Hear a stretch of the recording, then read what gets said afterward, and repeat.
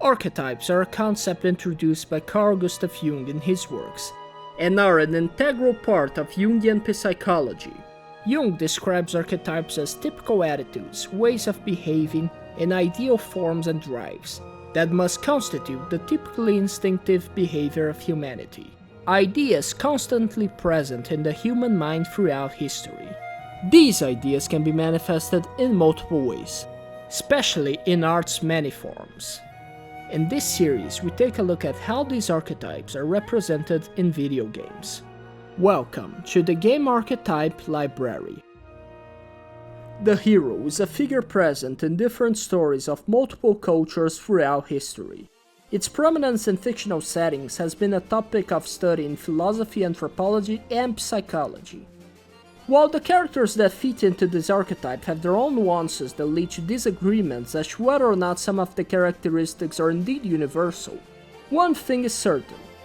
Everywhere in the world, people shared and still share stories of heroes that were developed independently and share some general themes.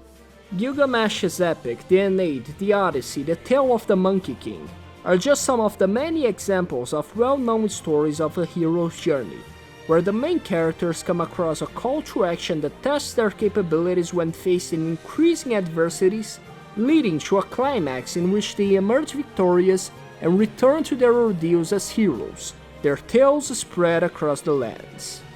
The reason for the constant interest surrounding the figure of the hero is that they embody highly esteemed qualities of mankind. They are often the perfect specimen of virtue, but they weren't necessarily born that way, but rather forged by the trials that they overcame throughout their journeys. The hero could be anyone, especially you. The possibility of projecting oneself into the hero is what makes it a popular figure in fiction. Imagining and idealizing ourselves as heroes of our own stories can be comforting and reassuring when facing the otherwise overwhelming events of our realities. Imagining ourselves starring or becoming the heroes of our own journeys frees us, even if momentarily, from the daily struggles. The traditional heroes are hope itself. Often their presence raises morale, and they are decisive factors in solutions of the problems and struggles that happen in their worlds. Without the heroes, the gears of their fictional worlds would freeze. They are the foundations that mold the history of everything that is around them. While not necessarily starting with it, the hero develops the courage to face the greatest adversities and turn the wheel of fate. They may doubt their capabilities at some point, but obviously don't lack them. When the time is right, they are ready to hold their ground, and so they gain confidence in their abilities. Heroes are seen and grow throughout their progression as noble and honorable, seeking a greater good at the conclusion of their journey. Regardless of how big the evil that they face might be, their principles, even if momentarily shaken, stand strong and grow stronger and renewed upon the conclusion of their struggle. While not necessarily perfectly relatable in their characteristics and journeys overall, the traditional heroes build an interesting connection to the public. Regardless of their relations to the outside world, each person will always see themselves as the most important human beings of the world, when considering perspective. This doesn't mean that they don't care about others or that they don't understand that the world keeps spinning even after they die, but rather for them, when their eyes close, the world ends. For them, everything revolves around what they see, hear, smell, feel, think. They might be aware that there are things that exist beyond their reach, but to them, all that exists is all they know. They can't see with others' eyes, they can't think with others' minds. Their reality is a unique parallel to the universal one.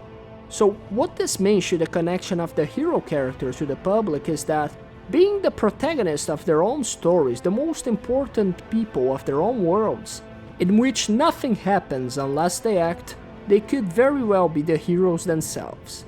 They could be the ones about to embark on a journey like the ones told in these stories, and they are very likely to see themselves having abundant virtues and noble principles. They can hope to develop the courage and win their own battles, whatever they might be, just like heroes do. Due to the mostly idealized nature of the hero, during alternating periods of history, the figure has fallen in and out of favor. due to an overall consistent shift between predominantly romantic or realistic styles of fiction.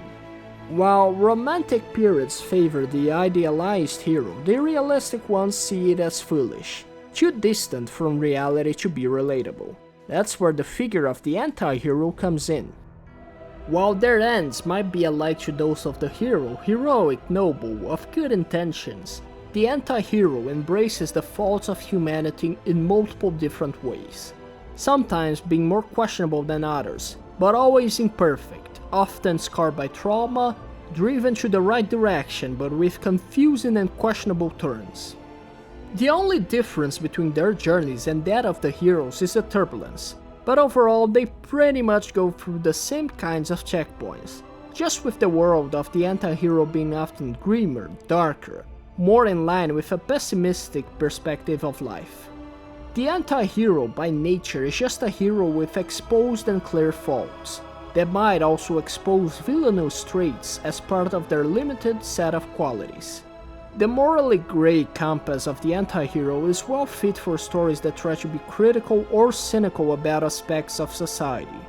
While they might be somewhat relatable, they are not meant to be taken as manuals on how to act by the audience. But good luck explaining that to most people, apparently.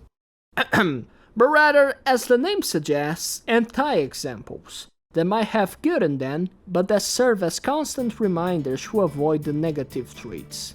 Among the many examples of anti-heroes in literature that paved the way for the similarly classified characters from different medias, the most interesting is probably one that is better known in Brazil, Macunaíma. Macunaíma is a character that exists in the traditions of the indigenous Brazilian people, from the northern Amazon region. The myth was only known locally, and didn't come to light to the general public until German ethnologist Theodor Koch Grunberg was the first person to report on the myth in 1924, after hearing it during his expeditions in Brazil. Brazilian writer Mário de Andrade was fascinated with the tale and decided to adapt it in Macunaíma, a hero without any character, the book that made the character widely known in Brazil. The subtitle is as perfect as it gets. Macunaíma is indeed an extreme anti-hero, lacking any character, both psychological and moral, as stated by Andrade himself. Macunaíma goes through a hero's journey, but lacks most, if not all, the virtues. He lies, he cheats, he usurps, he gets carried away by the fleshly pleasures. He is unfocused, dishonest, and dishonorable. He's not a villain, but he certainly has a lot of villainous traits. He's about as much of an anti-hero as it is possible. The contemporary image of the anti-hero, however, has become something edgier.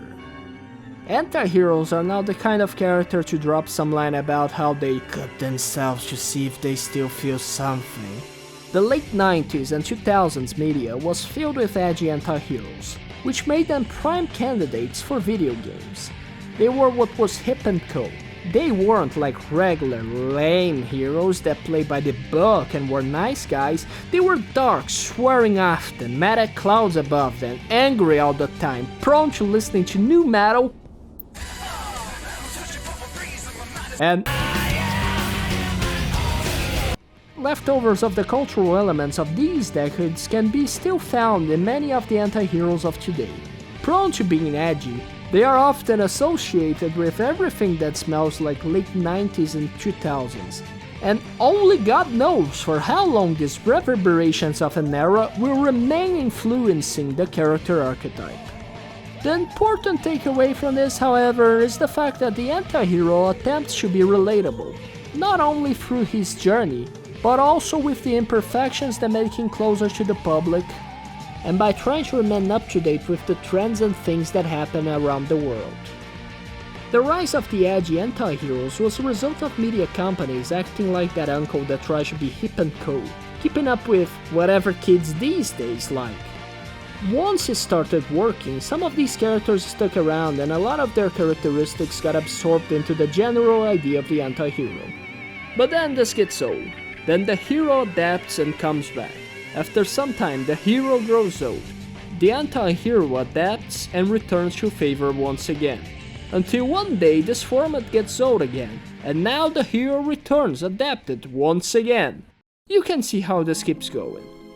The adaptive characteristics of the hero archetype that allows them to be remolded infinitely as time goes on, combined with the timeless fantasy that it provides, are what makes this archetype so old yet always relevant. As time goes on, even if some of the older heroes fall out of favor, newer ones will appear and these stories will keep going on as long as humanity exists. Thanks for watching and I'll see you in the next one.